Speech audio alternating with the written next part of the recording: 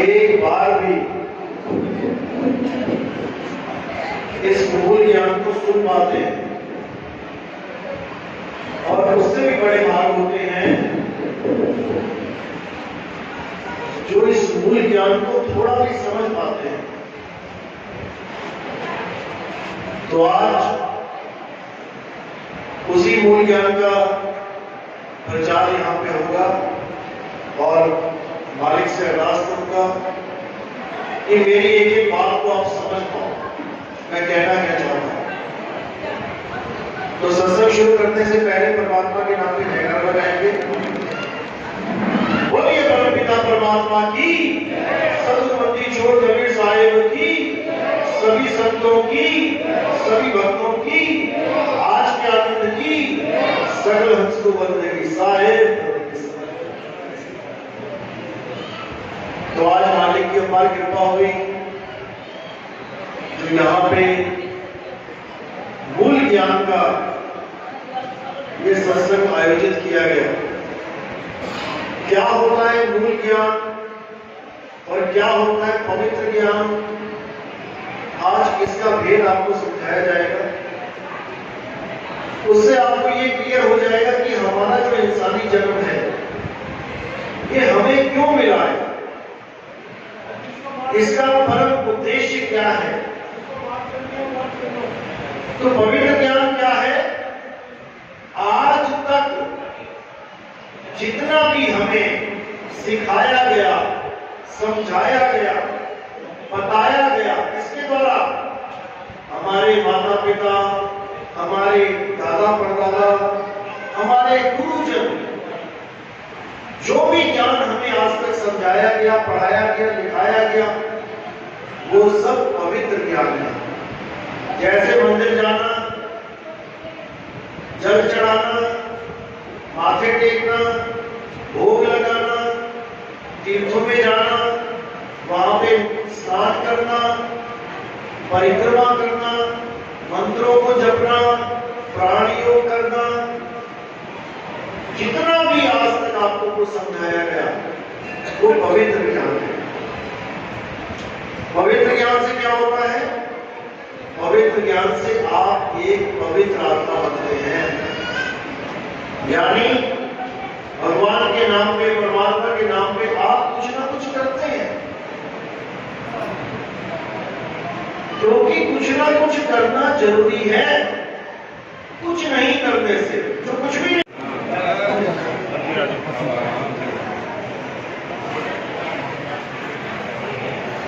Hello, तो दोनों प्रकार के ज्ञान को हमें समझना है। पवित्र ज्ञान में क्या आता है? जो आपको पवित्र आत्मा बनाए। नशे करने से अच्छा, आवारा घूमने से अच्छा, जीवन बर्बाद करने से अच्छा, लाख गुना अच्छा है कि आप किसी मंदिर में जाओ, वहां पर कोई मूर्ति है, उसको आप भगवान मानो, कोई बात नहीं, शुरुआत है। आप उसकी सेवा करो भगवान मान के, कोई बात नहीं, शुरुआत है। आप सेवा करो मंदिर की, कुछ भी करो, ये सब पवित्र ज्ञान में आता है। नाम जपो, व्रत करो, पूजा पाठ करो, लेकिन मूल ज्ञान क्या है? अब मूल ज्ञान को समझना बहुत जरूरी है। अगर मूल ज्ञान को आपने नहीं समझा तो ये इंसानी जन्म बर्बाद हो जाएगा। जिसके लिए कबीर साहब कहते हैं, धर्मदास मेरी लाख दुहाई और ये मूल ज्ञान बाहर ना जाए। इस मूल ज्ञान को छुपा के रखना, ये ज्ञान हर ग्रंथ में है लेकिन समझ में नहीं आता। और जो पवित्र ज्ञान है वो बड़ी जल्दी समझ में आ जाता है कि भाई ये मूर्ति है, इसको टीका लगाना है, माला चढ़ानी है, धोना है, भोग लगाना है, घंटी बजानी है, पूजा अर्चना हो गई। कितना आसान हो गया समझना। लेकिन जो मूल ज्ञान है इसको समझना बहुत मुश्किल है। इसीलिए कबीर साहब अपनी वाणी में कहते हैं, लाखन में कोई समझ न पई है और कोटि मध्य जानेंगे कहे कबीर सुनो भाई साधो, हमें बिरले हंस पहचानेंगे। यानी 1 लाख आदमियों के सामने अगर इस ज्ञान को रखा जाए, उनको समझ में नहीं आएगा ये क्या बोल रहा है, चल क्या रहा है। 1 करोड़ के आगे रखा जाए, उसमें से 150 निकल आएंगे विवेकी पुरुष। तो आज उसी ज्ञान का खुलासा किया जाएगा। तो सबसे पहले आपने ये समझना है कि हमें इंसानी जन्म मिला क्यों, कारण क्या है। बाकी देखिए, कुत्ता, बिल्ली, हाथी, घोड़ा, छिपकली, कॉकरोच, मच्छर, मक्खियां, इनको भी जन्म मिला है। इनको क्यों बना दिया गया कुत्ता, बिल्ली, हाथी, घोड़ा? हमें इंसान क्यों बनाया गया? ये पक्षपात क्यों? जैसे आपके 4 बच्चे हैं, एक को आपने 1 करोड़ रुपए दे दिए और 3 को आपने कुछ भी नहीं दिया, ये पक्षपात क्यों? बहुत सोच समझ के हमें ये इंसानी चोला दिया गया है। ये इंसानी चोला मिलने का मतलब है कि अब तुम इस जन्म और मरण के चक्र को तोड़ के मुक्त हो सकते हो। इतना इंपॉर्टेंट है ये इंसानी चोला। और अगर इस चोले को ऐसे बर्बाद कर दिया, खाने में, पीने में, घूमने में, फिरने में, मौज मस्ती में, तो दोबारा 1,84 में जाना पड़ेगा। हाथी, घोड़ा, बिल्ली, बकरा फिर बनना पड़ेगा। एक बार तो बन के आए हो, दोबारा फिर जाना पड़ेगा। और अगर एक बार भी 84 में चले गए तो कोई हालचाल पूछने वाला नहीं मिलेगा। अभी तुम्हें कोई परेशानी हो जाए, किसी ने तुम्हें झापड़ तक मार दिया, 10 लोग इकट्ठे होकर FIR कर देंगे, तुम्हारे पक्ष में लड़ेंगे। लेकिन उस बकरे से पूछो जो कसाई के दरवाजे में खड़ा हुआ है, बंधा हुआ है, कोई जाके हाल पूछने वाला नहीं उसका कि क्या हाल है तेरा, कल को तुझे काट दिया जाएगा, किसी को कोई परवाह नहीं। ऐसे ही हमें भी 84 में जाना पड़ेगा। अगर हमने इस जन्म को लेखे नहीं लगाया तो अब लेखे कैसे लगाएं? सबसे बड़ा सवाल यही है कि परमात्मा को पाने के लिए करें तो करें क्या। कोई कहता है मंदिर जाओ, कोई कहता है मस्जिद जाओ, कोई कहता है गुरुद्वारे आओ, कोई कहता है चर्च में जाओ। जब परमात्मा एक है और सब धर्म यही कहते हैं, ऐसा कोई धर्म नहीं है जो ये कहे परमात्मा 2 है। ऐसा कोई गुरु नहीं है जो ये कहे परमात्मा 2 है। ऐसा कोई संत नहीं है जो ये कहे परमात्मा 2 है। लेकिन फिर भी इतने इतने अलग अलग प्रकार के धर्म पंथ चलते ही जा रहे हैं। सब यही कह रहे हैं परमात्मा एक है, लेकिन कोई भी सबको एक करने में सफल नहीं हो पा रहा। जितने भी संत आए उतने ही पंथ और बढ़ गए। कबीर साहब आए, कबीर पंथ हो गया। नानक साहब आए, नानक पंथ हो गया। रविदास जी आए, रविदास पंथ हो गया। दादू जी आए, मनुदास आए, घीसा जी आए, घासीदास आए, जगजीवन साहिब आए, पलटू साहिब आए, तमाम संत आए। एक होने की जगह सब अलग अलग होते चले गए। जबकि हर संत ये कह रहा है परमात्मा एक है, फिर भी बढ़ते चले गए। आज ये हाल है, हर जगह अलग अलग पंथ के मंदिर, अलग अलग धर्म के स्थान बने हुए हैं और सब अलग अलग बट गए। कोई एक नाम जप रहा है उसी एक को पाने के लिए, कोई 2 नाम जप रहा है, कोई 3 नाम जप रहा है, कोई 4 जप रहा है, कोई 5 जप रहा है, कोई किसी प्रकार से पूजा कर रहा है, कोई किसी प्रकार से। ये सब खत्म करने के लिए कबीर साहब ने क्या बोला था कहते आए एक ही घाट से, उतरे एक ही बाट, और बीच में दुविधा पड़ गई, हो गए पारावार। यानी हम सब एक परमात्मा के घर से आए थे, तो उस एक परमात्मा को पाने के लिए एक ही प्रकार से भक्ति करनी चाहिए थी, लेकिन बीच में दुविधा पड़ गई, हो गए पारावार। यानी दुविधा रूपी भ्रम दिमाग में पड़ गया और सब अलग अलग अलग अलग होते चले गए। अब ये सारे जो अलग अलग हो गए हैं, ये एक कैसे होंगे? जब उस एक की महिमा जानेंगे, जब उस एक को पाने का एक ही तरीका जो है उसको जानेंगे, तब ये सारे पंथ, सारे धर्म एक होंगे, अन्यथा एक होने का मतलब ही नहीं है। एक कब होंगे? जब उस एक को पाने के लिए एक ही प्रकार की भक्ति करेंगे, तब सब एक हो जाएगा। लेकिन एक प्रकार की भक्ति कैसे करेंगे? पहले ये जानना पड़ेगा कि हम बटे क्यों हैं, हम बट कैसे गए। बच्चा पैदा होता है, हिंदू का पैदा हो, मुसलमान का, सिख, ईसाई, ऊंची जात नीची जात कोई भी हो, वो एक ही तरीके से पैदा होता है, वो एक ही जैसा होता है। आप उसको देख के नहीं पहचान सकते कि कौन सा बच्चा है।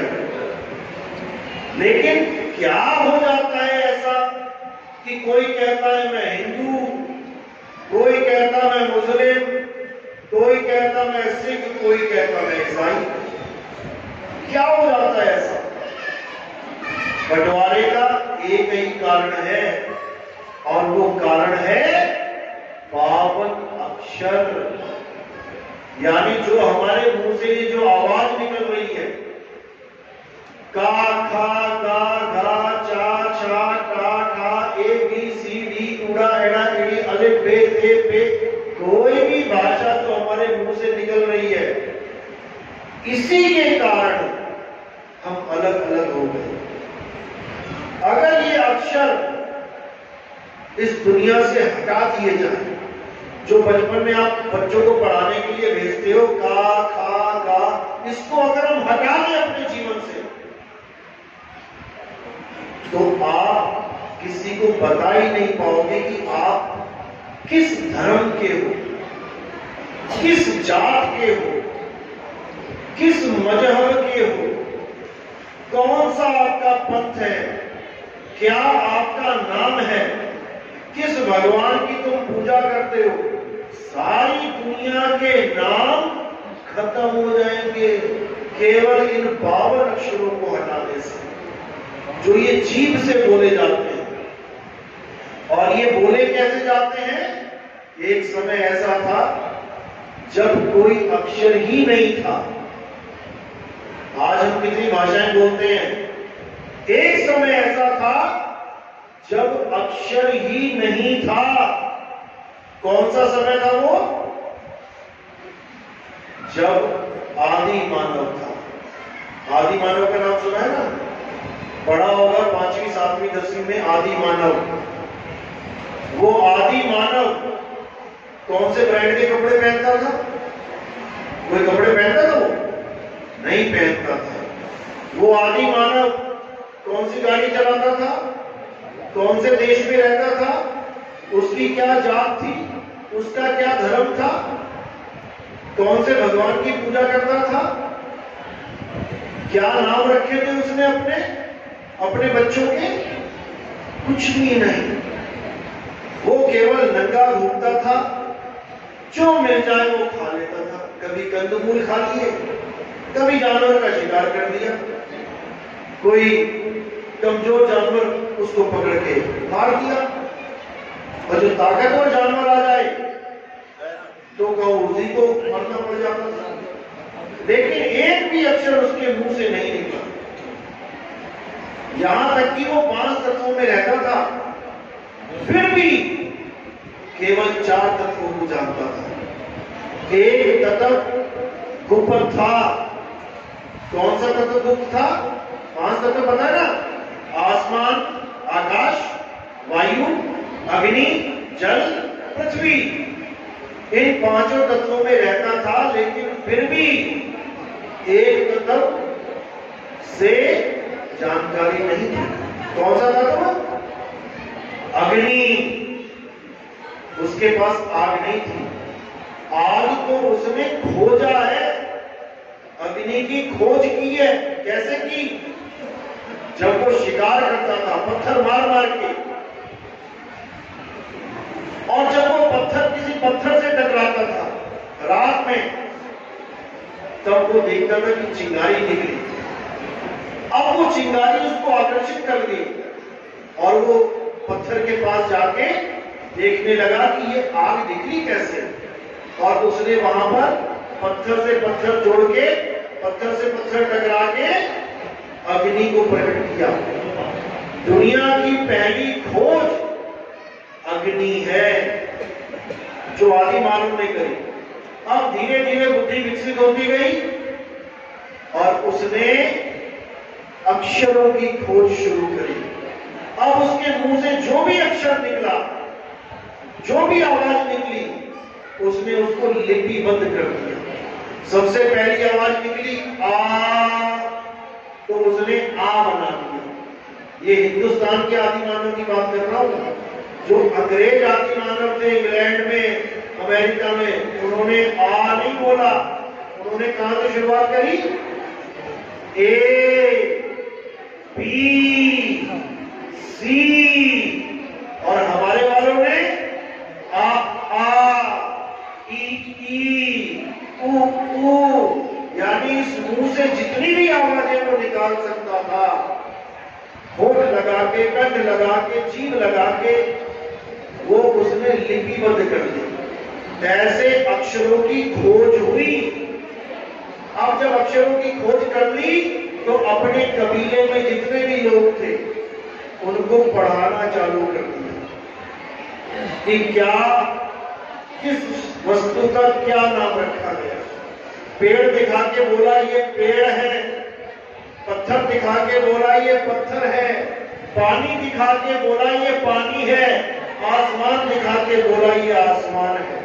इस प्रकार जो भी उसके सामने आती गई चीज, उसने उसका एक नाम रख लिया। हिंदुस्तान वालों ने रखा आसमान, अंग्रेजों ने रखा स्काई। हिंदुस्तान वालों ने रखा पानी, अंग्रेजों ने रखा वाटर। इस प्रकार अलग अलग नाम इनका आविष्कार हो गया। अब इंसानों के पास आ गया अक्षर, नाम आ गए उसके पास। अब वो अपने बच्चों के भी नाम रखने लगा। इसका नाम राजू, इसका नाम श्याम, इसका नाम सुंदर। धीरे धीरे धीरे धीरे उसने भगवान के भी नाम रख दिए।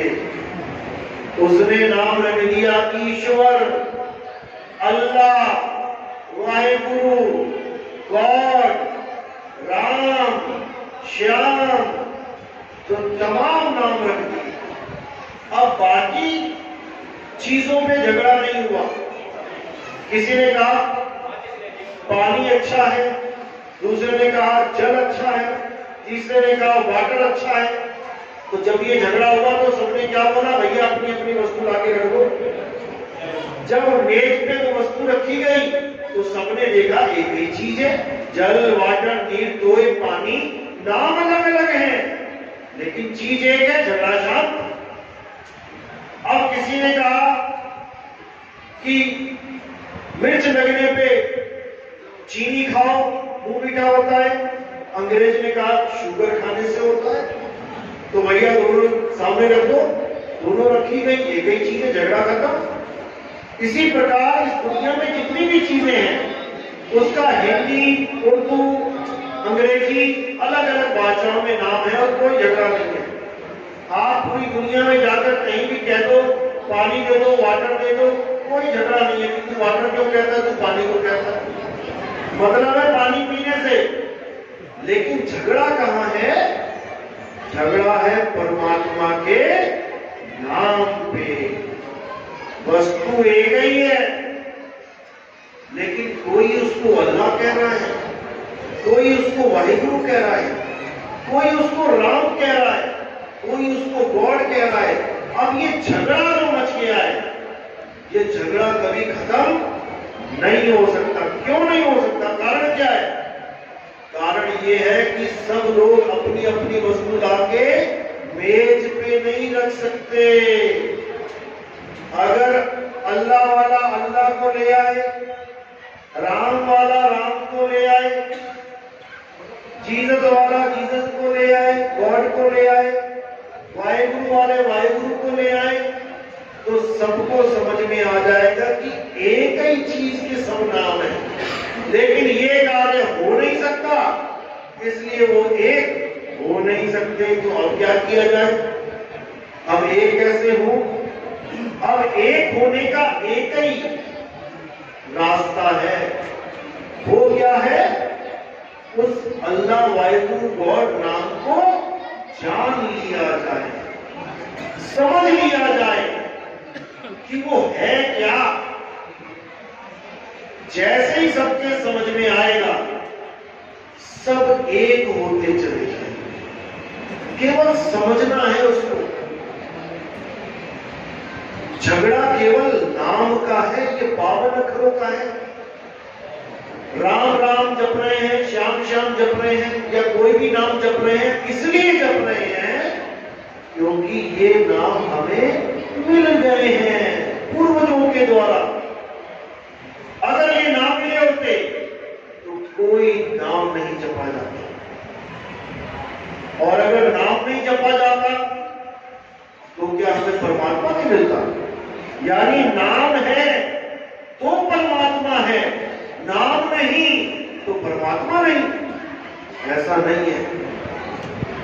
प्यास लगी है तो सीधे पानी पीना है, पानी के नाम नहीं जपने। मिर्ची लगी है तो गुड़ खाना है, गुड़ का नाम नहीं जपना। गर्मी लग रही है, हवा खानी है, हवा हवा हवा हवा, नाम नहीं जपना। इसी प्रकार परमात्मा को पाना है तो नाम नहीं जपना है। सबसे बड़ी दुविधा परमात्मा को ना पाने में ये नाम जपना है। जब तक हम इसको नहीं समझ लेंगे, जब तक हम एक नहीं हो पाएंगे। तो कबीर साहब क्या कहते हैं? वो तो कहां ढूंढे रे बंदे, मैं तो तेरे पास में खोजी होए तुरंत मिल जाऊं, एक पल की तलाश में। ना मैं जप में, ना मैं तप में, ना एकांत निवास में, ना मैं जप में, यानी मैं किसी जाप के द्वारा नहीं मिल सकता। कोई 100 साल नाम जपता रहे, उसको परमात्मा नहीं मिल सकता। उसकी जगह कुछ और चीज मिल जाएगी। क्या मिलेगा? या तो ज्योति का प्रकाश मिल जाएगा, तत्वों का प्रकाश मिल जाएगा, या फिर अनहद नाद सुनाई दे जाएगी। इसके अलावा और कुछ मिलने वाला नहीं, परमात्मा नहीं मिलेगा। जैसे पानी पीने के लिए नाम जपना जरूरी नहीं है, वैसे ही परमात्मा को पाने के लिए नाम जाप जरूरी नहीं है। नहीं तो जो बहरे हैं, जिनको कभी सुनाई नहीं देता कुछ, वो कैसे नाम लेंगे? उनको परमात्मा नहीं मिलेगा क्या? फिर इसी को समझना है। जो बहरा है वो गुरु के पास जाके नाम कैसे लेगा? गुरु कुछ बोलेगा, उसको सुनाई नहीं देगा, यानी उसने नाम नहीं जपा तो उसको परमात्मा नहीं मिलेगा। यही अज्ञान है। परमात्मा कभी नाम जपने से मिलता ही नहीं है। तो कैसे मिलता है? कैसे मिलता है? आत्मज्ञान से। कबीर साहब कह रहे हैं, जग में मीन प्यासी, मुझे देखत आवे हासी। ज्ञान बिना नर भटके, कभी काबा कभी काशी। आत्म ज्ञान बिना नर भटके। क्या है ये आत्म ज्ञान?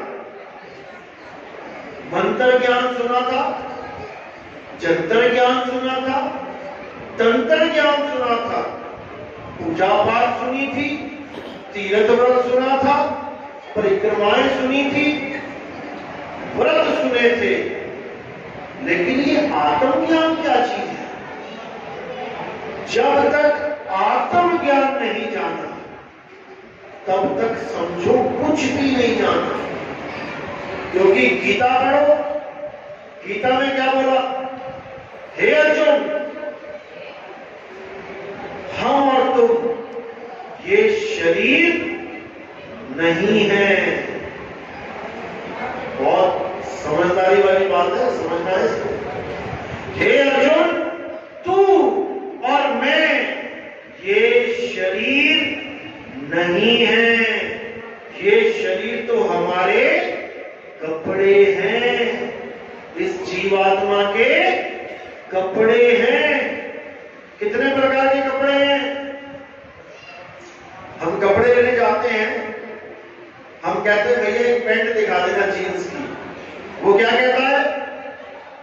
लेडीज दिखाऊं या जेंट्स?